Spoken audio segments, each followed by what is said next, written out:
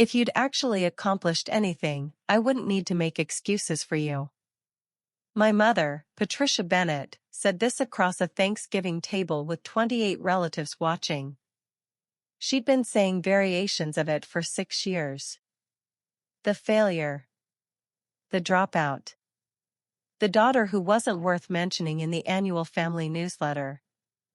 What she didn't know, what nobody in that dining room knew, was that the daughter she'd spent 6 years erasing had built something extraordinary in the shadows they cast.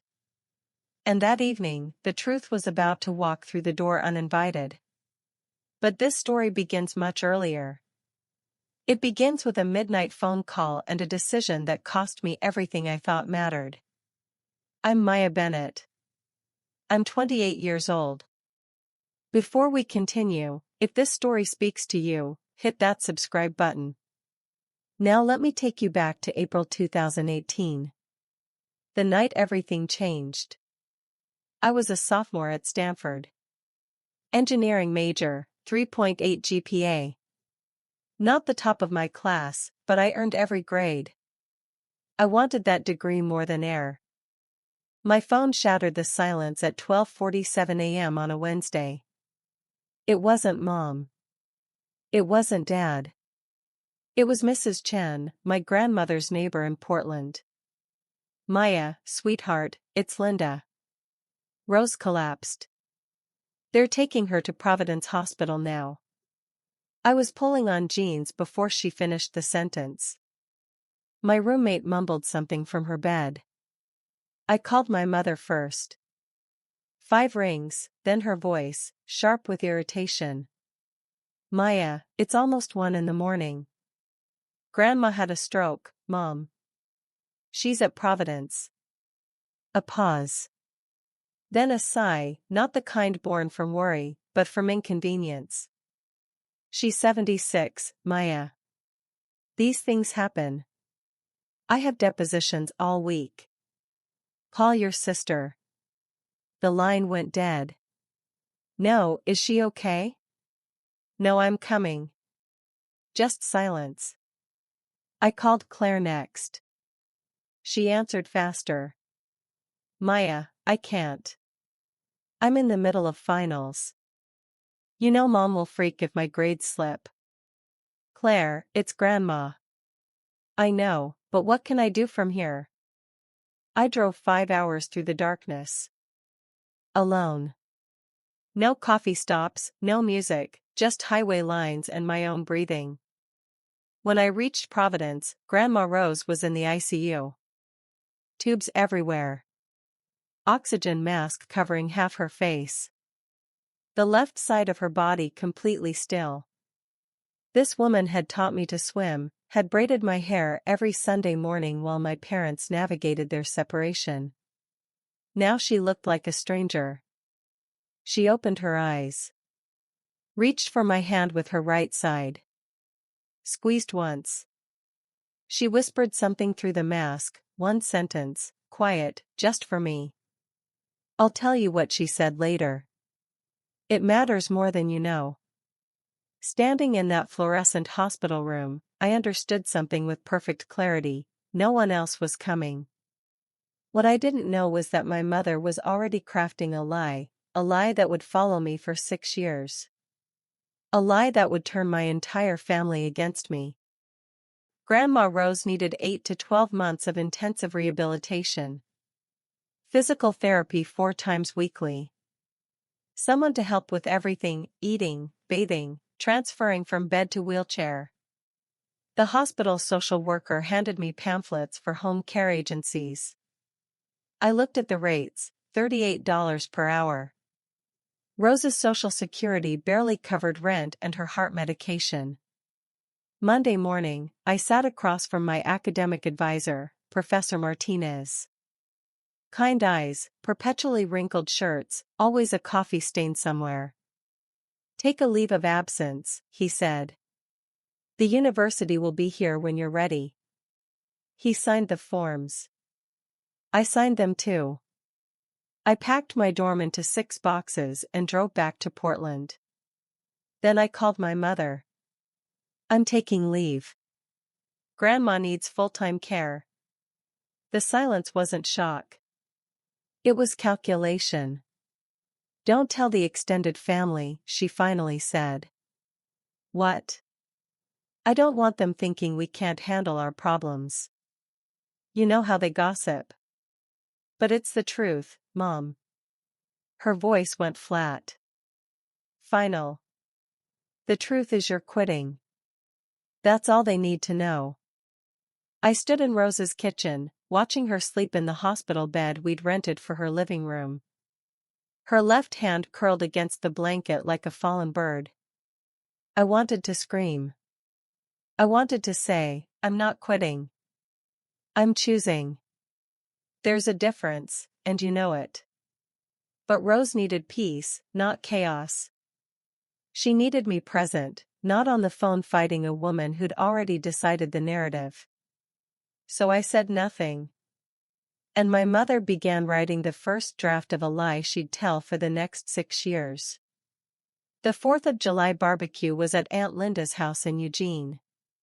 25 people. Burgers, string lights, kids with sparklers. I almost stayed home, but Rose wanted to go. She'd spent 4 months relearning how to hold a spoon. I couldn't deny her this. We arrived 30 minutes late. Rose's afternoon stretches ran long, the ones that made her grip the armrest and whisper curses she thought I couldn't hear. When I pushed her through the back gate, I felt it immediately. The shift in air. People looked at me too long, then looked away too fast. Aunt Linda approached first, hand on my arm. Honey, are you all right? Your mom told us everything. Across the yard, my mother stood by the drink table, dabbing her eyes with a napkin, surrounded by 3 aunts. She looked up, caught my gaze, looked away. That's not what happened, I started. Maya, please. My mother's voice carried across the patio. Soft. Trembling. Not here. Not today. Every head turned. Not toward her. Toward me. Like I was the one causing a scene.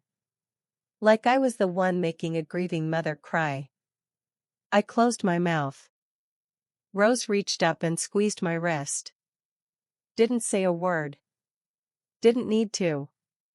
I spent the rest of the afternoon in a corner with an untouched plate, watching my mother receive sympathy from people who thought she was brave. That barbecue was just the beginning. Because when I tried to stand on my own 2 feet, when I tried to build a life for myself, my mother made one phone call that destroyed everything. 8 months later, Rose was stronger. Still in the wheelchair, but she could make her own tea, transfer to the couch, yell at the news. She was coming back. And I was building something too. Quietly. At 3 a.m. after Rose fell asleep. Online courses, Python, cloud architecture, system design. No degree, but I had time, discipline, and a kitchen table that served as my desk. Then I caught a break.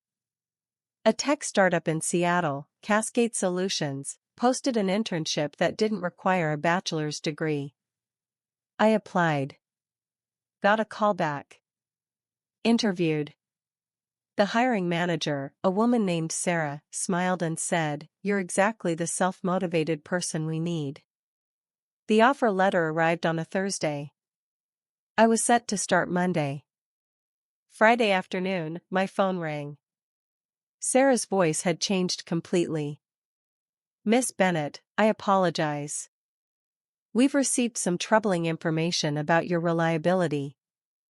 We have to rescind the offer." My chest went cold. What information? A family member called. Expressed serious concerns. "I'm sorry, it's company policy. We can't move forward." I knew. Before she even finished, I knew exactly who had called. I drove to my mother's house that evening. She was deadheading roses on the front porch. "Did you call my internship?" She didn't even flinch. I don't know what you're talking about. Someone from my family called HR, told them I'm unreliable. She set down the pruning shears, looked at me the way you'd look at a child asking for candy after being told no. Maybe they just didn't want you, Maya. Did you consider that? Not everyone hands out opportunities. She went inside. Screen door closing behind her. I stood on that porch for a long time, something hardening in my chest. Back at Rose's apartment, I sat at the kitchen table, staring at nothing. Rose wheeled in from the living room. She watched me, longer than usual, with an expression I couldn't read. What I didn't know then, someone in that house was already collecting evidence. I wouldn't discover it for years. Let me tell you what rock bottom looks like when nobody's watching. I was 23. Studio apartment in Portland. $720 a month. Radiator that clanked all night. Window facing a brick wall. I freelanced web development, small businesses, local shops. A bakery in Beaverton, a gym in Hillsborough, a clinic that needed an appointment system. $18 an hour, sometimes $22 if they didn't negotiate. Rose's Social Security covered her rent but not her medications. The blood thinners alone were $340 monthly after Medicare. I covered the difference every single month. Without asking. Without anyone asking me. My savings account, $892. That number only went down, never up. But that wasn't the worst part. The worst part was Thanksgiving. Every year, I went because Rose wanted to see family. Because she loved both her granddaughters, even if the room only loved one of us back. And every year, my mother delivered the same performance. The sad sigh when someone asked about me. The proud glow when someone mentioned Claire. The relatives weren't cruel. They were simply misinformed. They believed the first story they heard because the first storyteller cried the hardest. But I was about to make a decision. A decision that would change everything. A decision my mother would never see coming. If I stayed silent, I knew what would happen. I'd go broke within 6 months. I'd lose the ability to help Rose. I'd spend the rest of my life as a cautionary tale my mother told at dinner parties. The daughter who almost was. One night I sat before my laptop, examining a side project I'd been building for months. A supply chain optimization tool for small logistics companies. I'd been testing it with a shipping company in Tacoma. The owner said it saved him 9 hours weekly. I looked at it, really looked at it. It was good. Genuinely, undeniably good. Something shifted in me. January 2020. No announcement, no manifesto. Just a choice made at a kitchen table at 2 a.m. with the radiator clanking and cold coffee beside my laptop. I was going to build this properly. I filed the LLC paperwork the next week. The name, Evergreen Systems. I registered under Walsh, Rose's maiden name. Maya Walsh, CEO of Evergreen Systems. On paper, zero connection to Maya Bennett, family disappointment. I didn't do this to hide. I did it to survive. Last time I'd been visible, someone made one call and destroyed my opportunity. I wouldn't give anyone that chance again. Rose knew. She was the only one. I told her over breakfast. Scrambled eggs, whole wheat toast, her blood pressure pill beside the orange juice. I'm starting a company, Grandma. A real one. She looked at me over her reading glasses. About time. I can't tell anyone. Not Mom. Not Claire. Nobody. Good. It might not work. She set down her fork. And it might. Stop talking and start building. 2 weeks later, she called me into her bedroom. Handed me a check for $2,800. I stared at it. Grandma, this is everything you have. I know exactly what it is. I can't. She took my hand. Her grip weaker on the left, but firm enough. I didn't raise you to play small, Maya. Take the money. Buy whatever you need. And don't you dare pay me back. I bought servers. Built the first production version of Evergreen's platform in Rose's spare bedroom. Folding chair, 16-hour days. No applause. No witnesses. That was the point. Let me move quickly through 3 years of building, because it looks far less glamorous than people imagine. Year 1, 4 clients. All small shipping companies in Oregon and Washington. I drove to each location personally, installed software, trained their staff. Revenue, $52,000. Enough to keep lights on, keep Rose's prescriptions filled, reinvest every spare dollar. Year 2, word spread. Not through marketing, through drivers talking at truck stops and loading docks. 20 clients. I hired my first developer, Marcus, remote from Denver. Revenue, $340,000. I moved to a 1-bedroom apartment. Rose got a new wheelchair with actual cushioning. Year 3, 94 clients across 16 states. 8 employees, all remote. Revenue, $2.4 million. A venture capital firm in San Francisco called, asked if I was raising funding. I said not yet. They said they'd wait. But through all of this, through every success, every milestone, I kept going to Thanksgiving. And every single time, I sat there in silence while my mother told the same lies. Through all 3 years of building evergreen systems, I kept attending Thanksgiving. Because Rose asked me to. Because she loved those gatherings even when they didn't love me back. Every single time, the ritual played out identically. Still no degree, my mother would say to whoever was listening. Claire just made senior associate. We're so proud. Thanksgiving, year 3. Aunt Linda's daughter-in-law asked me directly, so Maya, what exactly do you do? Before I could answer, my mother cut in. She does some computer stuff. Freelance work, I think. She never looked at me when she said it. Rose caught my eye from across the table. The smallest nod. Not yet. Then year 4 happened. Everything accelerated. A phone call from San Francisco. A number that made me sit on my apartment floor. Thanksgiving, year 5. The year Claire brought David home. David Morrison.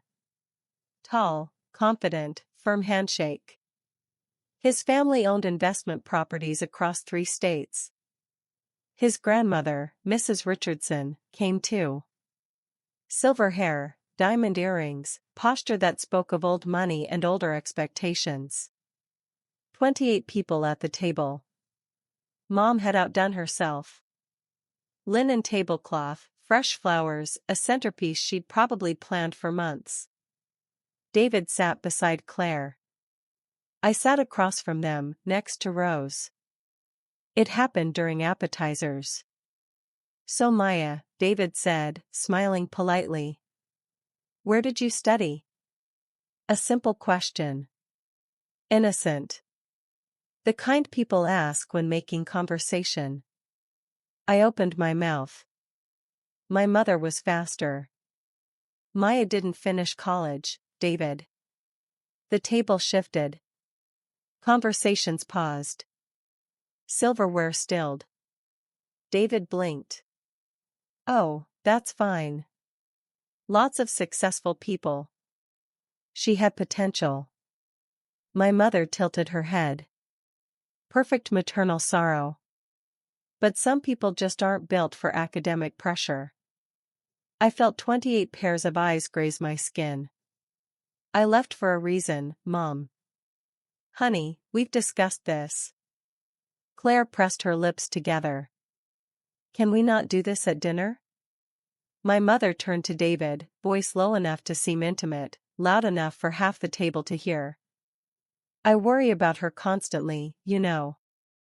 A mother never stops worrying. My father lifted his wine glass, drank, set it down. Said nothing. Rose looked at me from down the table. Her eyes said two words, not yet. After dinner, I stood on the back deck. The door opened behind me. David. He leaned against the railing. For what it's worth, he said quietly, your mom seems complex. I looked at him. First time anyone in Claire's world had acknowledged the dysfunction. You okay? He asked. I will be. He nodded, went back inside. I stood in the November cold for 10 more minutes, watching my breath disappear. What I didn't know was that someone in my family was watching. Someone who'd been suspicious for years. And when I ran into him at a grocery store, everything started to shift. January. A Tuesday. I was buying groceries at the Safeway on Morrison Street when I heard my name. Maya. Maya Bennett. I turned. Uncle James stood at the end of the aisle, shopping basket in hand, looking at me like he'd seen a ghost. He set the basket down and pulled me into a hug. The kind that lasts 4 seconds too long because it's genuine. Kiddo, I've missed you. He stepped back, hands on my shoulders. Your mom said you didn't want contact with any of us. The floor tilted. She said what? She said you were going through something. Needed space. Said I'd make things worse if I reached out. I stared at him. 5 years. 5 years of silence between us, and I'd assumed he just didn't care.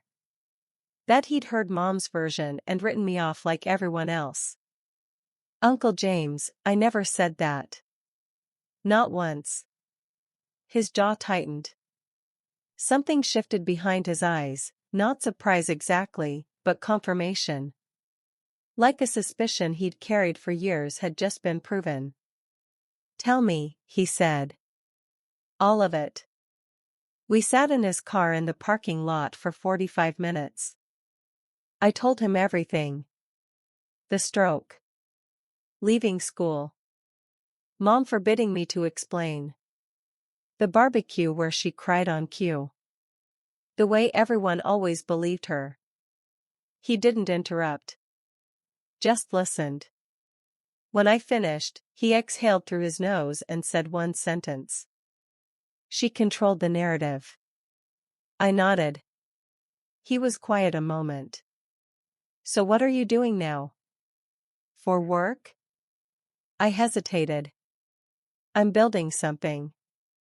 I can't say more yet. He didn't push. Reached into his jacket and handed me a business card. James Bennett, Technology Sector Analysis Newsletter. I still follow the tech world, he said. Old habit. When you're ready to talk about it, I'm here. I put the card in my wallet. A thought flickered, brief, electric, but I didn't voice it. 2 months later, my phone rang on a Sunday morning. My mother's name on the screen. Rare. She almost never called me directly. I was someone she talked about, not someone she talked to. Sweetheart, I've been thinking. The word landed like counterfeit currency, too smooth, too calculated. What if you went back to school? I could help with tuition. There it was. The perfect trap. If I accepted, she'd get a new story, the selfless mother who saved her wayward daughter. If I refused, she'd get a different one, the ungrateful child who rejected help. Either way, she won. I appreciate the offer, Mom, but I'm fine where I am. Where are you, Maya? Doing what? You can't keep hiding forever. I'm not hiding. A pause. When she spoke again, the sweetness was gone. You know what people say about you at these gatherings? They pity you, Maya. Is that what you want? My hand tightened on the phone. What I want is for you to stop speaking for me. I speak for you because you have nothing to say. Click. I sat in my car outside Rose's building. My hands were shaking, not from sadness but from something sharper, cleaner. Then my phone buzzed. An email. From San Francisco. And the number I saw changed everything. I opened the email. Read it once. Read it again. Dear Ms. Walsh, we are pleased to extend a formal term sheet for a Series A investment in Evergreen Systems at a pre-money valuation of $14 million. $14 million. I looked at the number, then at the rearview mirror. My eyes were completely dry. I'd burned through tears for that woman years ago. I put the car in drive and went home to build. I flew to San Francisco on a Wednesday in March. Red-eye from Portland. Coach seat. Same black blazer I'd bought at a thrift store 5 years earlier. The Horizon Equity offices occupied the 28th floor of a glass tower south of Market. The conference room had views of the Golden Gate Bridge. I signed the term sheet across from 3 partners who were each worth more than every house on my mother's street combined. Series A $14 million valuation. I retained 64% ownership. Evergreen Systems, the company I'd started with my grandmother's $2,800 in a spare bedroom that smelled like lavender and arthritis cream, was now valued at $14 million. I kept the name Maya Walsh. Every press release, every legal filing, every signature. Walsh. Rose's name. The name of the woman who believed in me when the people who were supposed to didn't. No one in the Bennett family would ever connect Maya Walsh, CEO of a logistics software company, with Maya Bennett, the dropout who does some computer stuff. A few weeks after closing, TechCrunch ran a feature. Evergreen Systems, the stealth logistics startup quietly dominating small fleet management. The reporter asked for a photo. I declined. The article ran with a stock image and a quote about operational efficiency. Uncle James's newsletter covered the logistics tech sector. He bookmarked the TechCrunch piece that week.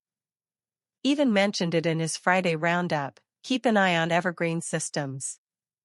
Founder Maya Walsh is doing something interesting in last-mile optimization.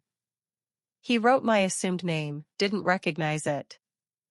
I read his newsletter from my Portland apartment and felt something I hadn't felt in years. Not victory. Not vindication. Just the quiet, stubborn satisfaction of work well done. I didn't hide because I was ashamed.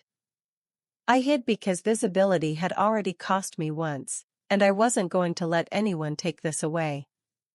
Rose called me over on a Saturday afternoon in September. 2 years before the Thanksgiving that would change everything. She was 78 by then. The stroke had aged her, but her mind was sharp as ever. She still read the newspaper cover to cover every morning. Still beat me at chess every single week. Sit down, she said when I walked in. She was in her wheelchair by the bedroom closet. A shoebox sat on her lap. She handed it to me. Open it. Inside, beneath old photographs and birthday cards, was a single printed email. I unfolded it. From patricia.bennett@gmail.com to sarah.kim@cascadesolutions.com. Date, March 9, 2019. Subject, regarding Maya Bennett, confidential. I'm writing out of concern for my daughter, Maya Bennett. She has a history of unreliability and I would hate for your company to be put in a difficult position. I love my daughter, but I believe in honesty, and I feel it's only fair to warn you. The words blurred. My hand shook. My grandmother had been keeping this secret for years. And what she told me next would determine how this entire story ended. Grandma, how long have you had this? Since the week it happened. She used my computer and forgot to log out. I printed it before she could delete it. Why didn't you tell me sooner? Rose reached over and put her hand on mine. Steady. Because you weren't ready. You would have confronted her, and she would have destroyed you. You needed to be standing on your own ground first. She looked at me, really looked, the way she did when she wanted me to hear something beyond words. Are you standing now? I thought about the Series A. The 26 employees. The platform running supply chains for 230 businesses across 19 states. I'm standing. Then you hold on to that. And you wait for the right moment. She squeezed my hand. If she ever tries to rewrite history in front of people who matter, you show them the ink. I took the email home. Put it in my safe. Told myself I'd never need it. I was wrong. 3 weeks before this year's Thanksgiving, I was at Claire's apartment picking up a jacket I'd lent her the previous winter. She was on the phone when I walked in. Speaker on. She didn't hear me enter. My mother's voice filled the room. I've invited the Richardsons and Uncle Frank's family this year. 28 people total. I want this to be the year Claire announces her engagement to David. It needs to be perfect. I stopped in the hallway, hand on the doorframe. And if Maya starts anything, my mother continued, I need you to handle it. You know how she gets. Claire sighed. She doesn't get anything, Mom. She just sits there. Exactly.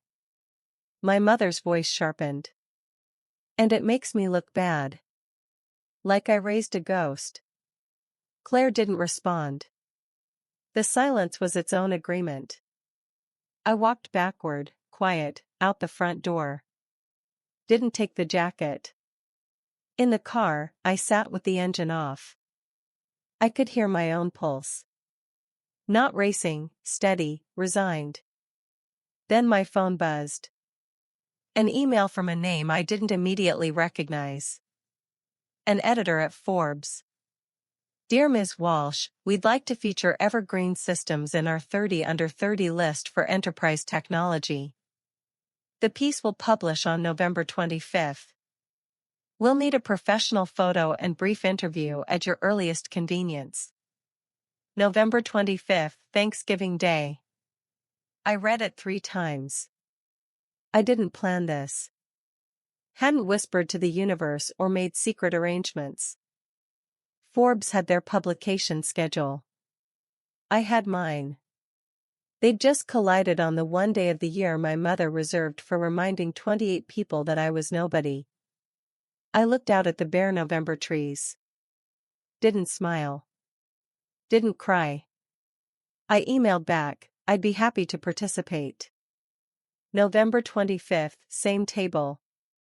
Same people. Same mother with the same story. But this time, the story had a different ending.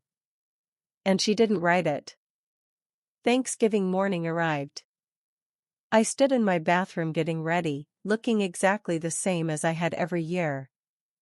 Unremarkable. Invisible. But in just a few hours, everything would change. Thanksgiving morning.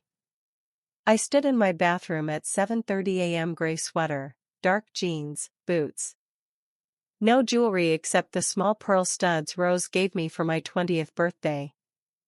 I looked exactly like I'd looked at every family gathering for 6 years. Unremarkable.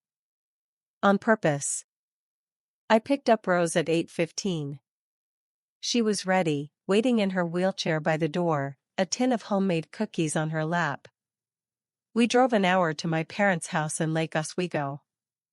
White colonial, black shutters, a porch my father repainted every spring. Cars already lined the street, at least 10. I helped Rose from the car, unfolded her wheelchair, pushed her up the driveway. The front door stood open. Warm air and the smell of roasting turkey spilled out.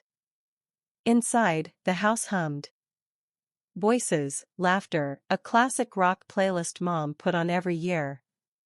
The living room was full. Aunt Linda by the fireplace. Uncle Frank near the window. Claire's friend Emma helping her toddler out of a coat. Mrs. Richardson, David's grandmother, perched on the sofa with perfect posture, clutching sparkling water. And at the center, my mother. Burgundy dress, pearls, hair freshly styled, holding court like she was hosting the Oscars. She saw me. Smiled. Didn't reach her eyes. Never did. "Oh, Maya, you brought Mother. How thoughtful." She turned back to Aunt Linda without missing a beat. "Maya still lives near Mother. Gives her something to do."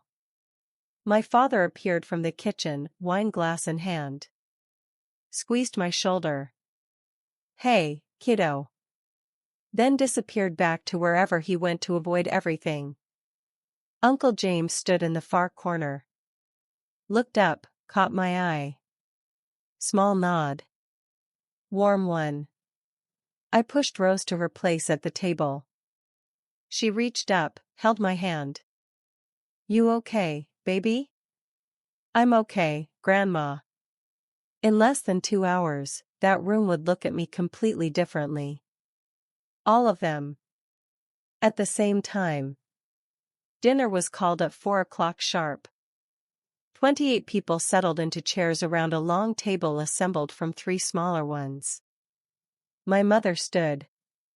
Lifted her glass. The room quieted. "I want to thank everyone for being here. This year is especially meaningful." She beamed at Claire. "Claire and David are engaged." Applause. David smiled modestly. Claire held up her left hand, emerald-cut diamond catching the chandelier light. "Claire, you've made us so proud," my mother continued. "Senior associate at 30, and now this beautiful engagement. Everything a mother dreams of." She paused. Let it land. Then her gaze drifted down the table, slowly, deliberately, until it found me. "And Maya." She tilted her head. That look. Pity sculpted to perfection. "We're just grateful you're here. We keep hoping next year will be different." A few sympathetic smiles. Uncle Frank studied his plate. Emma glanced at me, then away. Mrs. Richardson leaned toward me from 2 seats down. "What do you do, Maya?" Before I could breathe, my mother answered. "Maya is still figuring things out. She left college several years ago." She lowered her voice, just discreet enough, just loud enough for half the table. "It's been a journey." Claire added without looking up, "She's good with computers though. Fixed my printer once." Polite laughter. I set my fork down. Under the table, my phone vibrated. And in that moment, everything I'd built in secret was about to explode into the light. After dinner, people scattered into the living room. Coffee, pie, the easy noise of a holiday settling into its second act. I stood near the bookshelf, holding tea I hadn't touched, when I heard my mother's voice from the sofa. Mrs. Richardson sat beside her. My mother leaned close enough to seem confidential, far enough that her voice carried to everyone within 10 feet. "Between you and me, Margaret, I sometimes wonder if Maya has undiagnosed issues. Mental health concerns. My fingers tightened around the cup. We've tried to help. She refuses. My mother pressed a hand to her chest. I don't say this to be cruel. I say it because a mother carries that burden alone. Mrs. Richardson's expression was unreadable. Aunt Linda, standing behind the sofa, heard every word. So did Emma. So did David, refilling his coffee 3 steps away. I set the tea down. Walked over. My shoes were quiet on carpet, but every person near that sofa tracked my movement. Mom, I need you to stop. She looked up. Startled, or performing startled. Maya, I was just. You were telling a stranger I have mental health issues. In front of our family. I kept my voice level.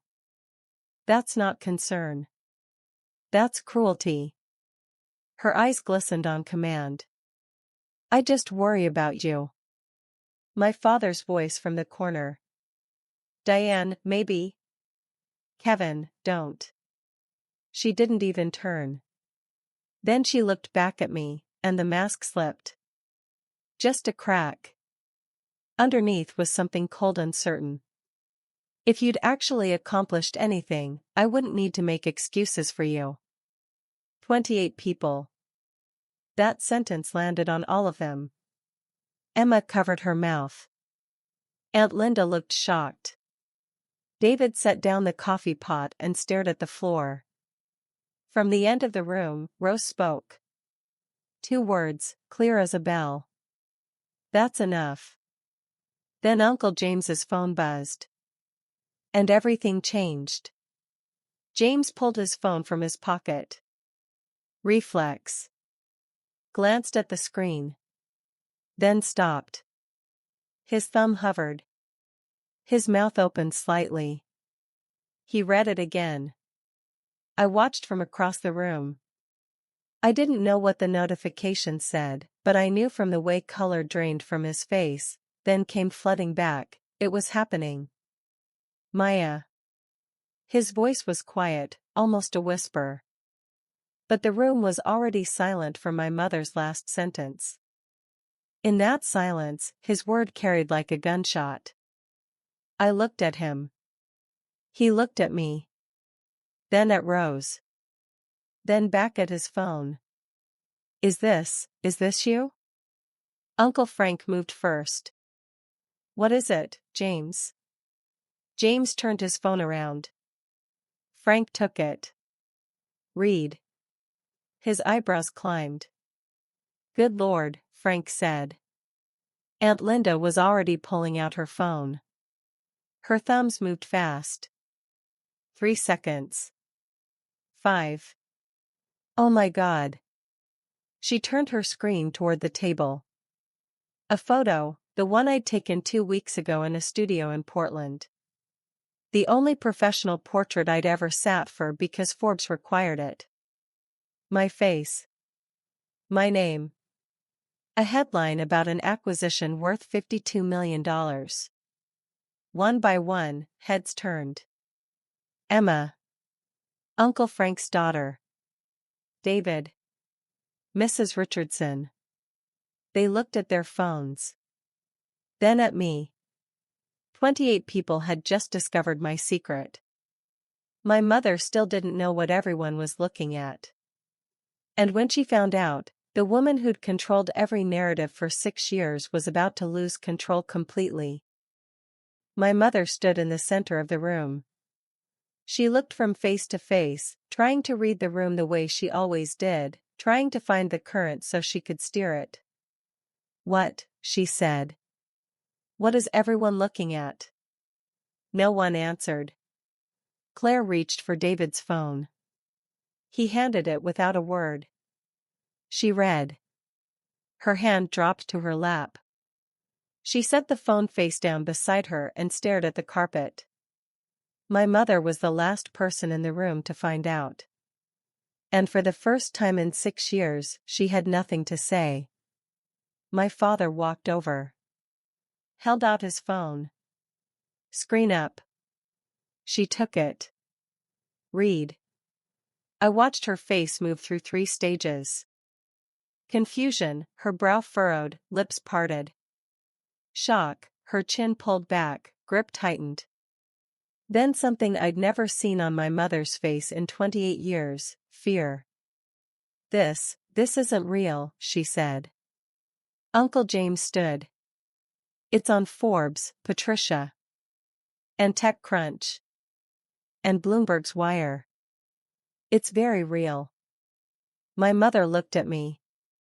Her mouth opened and closed before sound came. You built a company worth $52 million?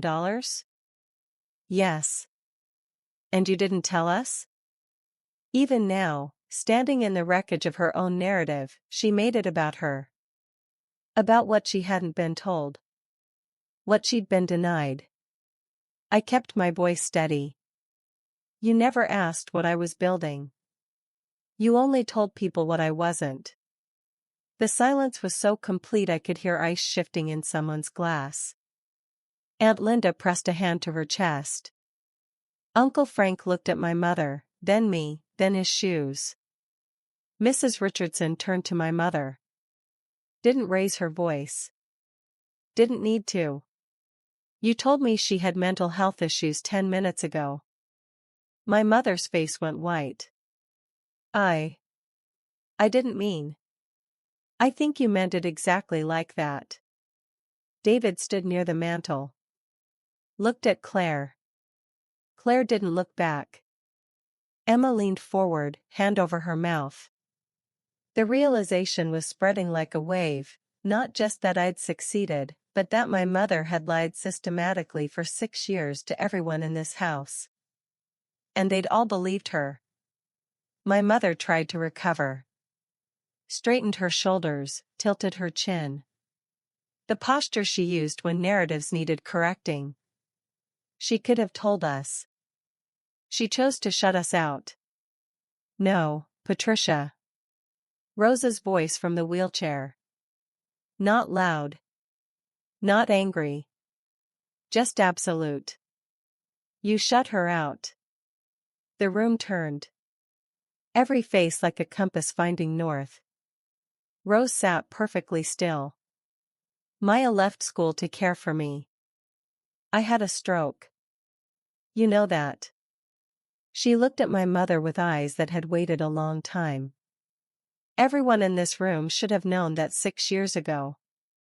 But you told them she quit because she was lazy. You told them she was a disgrace. Mother.